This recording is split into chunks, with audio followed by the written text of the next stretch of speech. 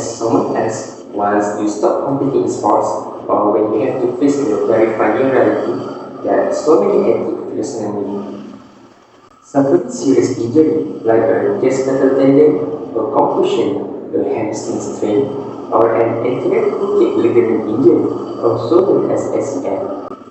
What action are you going to do next? Are you going to wait to fully recover from an injury and still pursue your dream?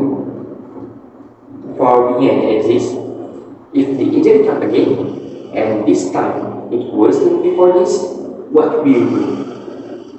And at this point, you realize how poor your academic achievement was. At this point of life, you will be asking yourself, why you doesn't study hard back then? And now, you believe that what your instructor has said is true. How important your academic results? Hi there everyone, I am Caleb Irfan in Ishaq. Today, I need to talk about the reason behind high school requiring this athlete to maintain a specific grade point average, also known as GPA.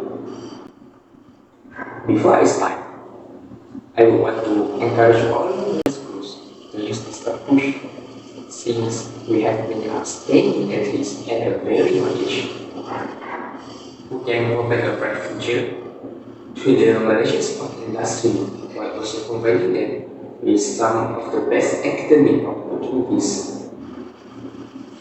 Because we all know we have many achievements in sports at a very young age from many schools that participate in many competitions and the international or examination.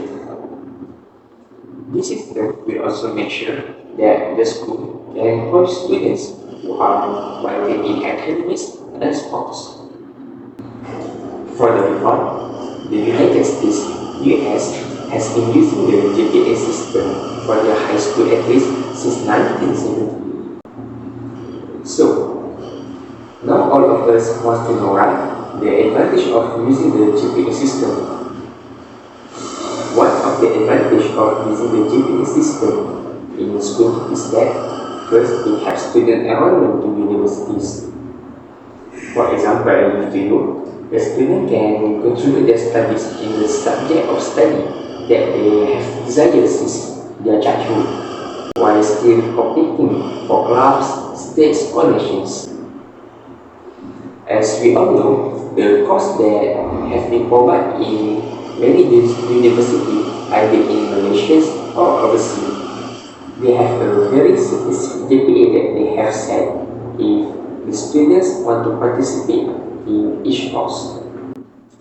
I take the example, if one of you want to proceed study in Bachelor of Education course, Physical and Health Education in UAM, that stands for University Technology Mine, you should at least get CGPA 2.0 if you are from Native Malaysians, Foundations for ATM or SDPM. What if you are from Diploma in ATM? You should get at least CGPA 2.5, and from the other diploma from the other university, at least CGPA 2.0.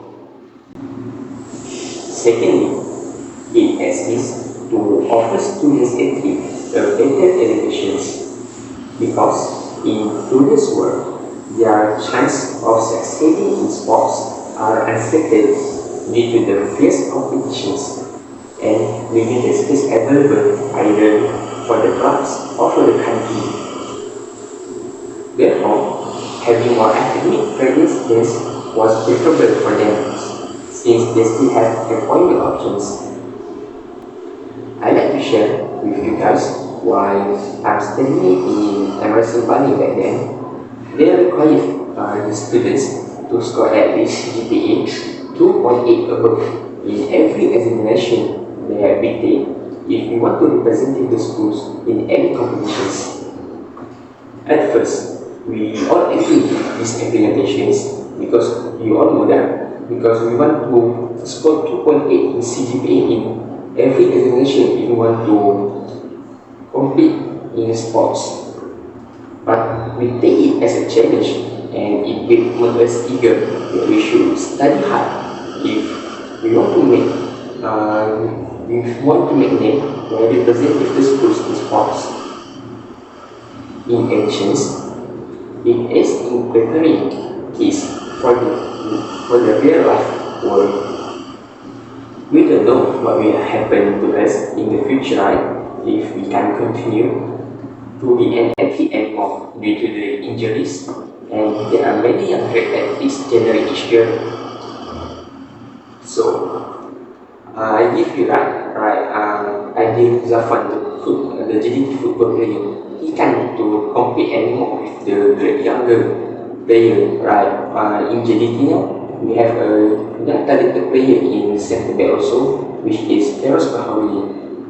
So, when we have a decent GPA, we still go to further our study or find another job, such as being a coach or another job that outside the sports industry, such as a businessman or businesswoman. Or we can also find a job like administration officer. We can see from the story that many Malaysian athletes have problems after retiring. We can see this from the newspaper, from the Facebook, from the tweet. You can find anywhere that they have issues. Many Malaysian athletes have suffered this issue after they are retiring in sports. Thus, having a better education can help us manage our life efficiently. If you are all unaware, our national athletes like Nonda Sabri have advanced study in the University Kebangsaan Malaysia (UKM) in the field of communication media. So, this is a perfect example that has been shown how the world and Olympic athlete still pursue a study while participating in the competition. So, she can always give her best performance in many competitions and give medal to the country. Also, allow me to share some fact with you. Despite our participation in sports, we do not have to neglect our studies, since Azmi Yusof, a former Ghana football player, has stated that he regret is not using the money he earned as an athlete properly. He shared in his Facebook how he buys cars, house, but regretted after he retired from becoming a football player because does not have a proper income. So, to summarize the topic of my talk, the research of GPA in the school was critical in encouraging kids to pursue their study to the best level possible while still participating in their favorite sports. To all the students out there, don't ever give up with your study and practice well. Make a schedule for yourself to balance these two important things in your life. Thank you for hearing my talk.